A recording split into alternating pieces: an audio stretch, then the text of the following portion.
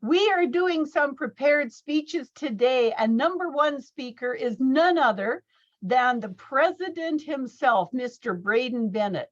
Now, Braden is famous for giving us wonderful speeches from unusual places, showers, beds, airports. We just never know what Mr. Braden Bennett is up to. So today, his project is called Gunslinger or Smooth Operator. Let's introduce Braden. The President's Distinguished Club Status. What's that? The Club Success Plan. Say what? These are phrases we throw around sometimes in Toastmasters, but what do they mean for me? Braden is delivering his final level 3 speech today about that, entitled Gunslinger or Smooth Operator. Gunslinger or Smooth Operator, Mr. Braden Bennett. Thank you, Freddie. Toastmasters, let's talk about bad guys. Everyone's heard of Jesse James, the famous guerrilla Confederate soldier turned bank robber, stagecoach marauder, and train heister. From Missouri to Minnesota, he was famous for brazen and bloody daytime attacks where he would kill mercilessly and still loot.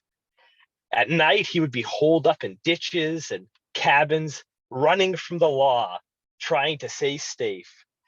Him, along with the James Younger gang,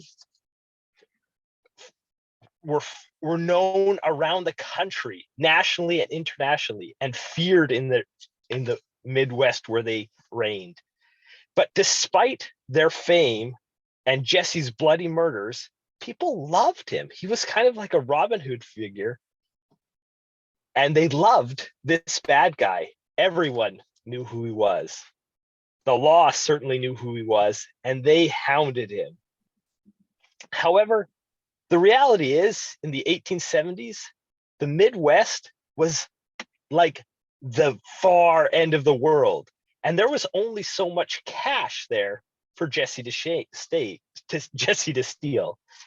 The reality is, the big money was holed up in huge East Coast banks in cities like New York, Washington, and Boston, close to the homes of those big steel, oil, and rail tycoons, where they were living their fancy schmancy East Coast high society life. And their money was safe from this marauder. That is until a man named George Leslie took a room at the fancy, luxurious Fifth Avenue Hotel. See, George Leslie was a prominent, well-established architect from Cincinnati, but he decided to change careers midlife.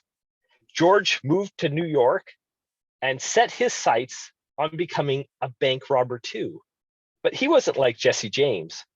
George was going to play the long game.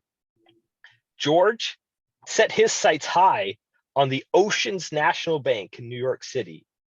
He spent months planning his first heist. This guy was like the original Ocean's 11 or Italian Job. He made friends with the bank president. He got an inside man hired. He scoped the entire bank, building an exact replica in a warehouse across town. He equipped his gang or his men with the best drills, levers, and tools, and had them practice over and over again. Finally, George invented a little combination code hacker that he referred to as the Little Joker. In June 1869, at the same time Jesse was robbing stagecoaches, George Leslie's men went in and cracked the biggest bank robbery in US history to date, coming out with today's value of $27.5 million in one night. And George was just getting started. George Leslie used this same planned, meticulous techniques to rob the biggest banks and insurance buildings across the US. In the late 1800s, he was attributed with uh, with with designing 80% of the US's bank robberies, and nobody knew who George was. He lived in his posh New York mansion and socialized with the same high society, rich and famous people during the day that he was stealing from at night. George was a smooth operator. So Toastmasters, let me ask you, would you rather be the gun-toting gunslinger, Jesse James, or the financially wealthy and non-fearing George Leslie?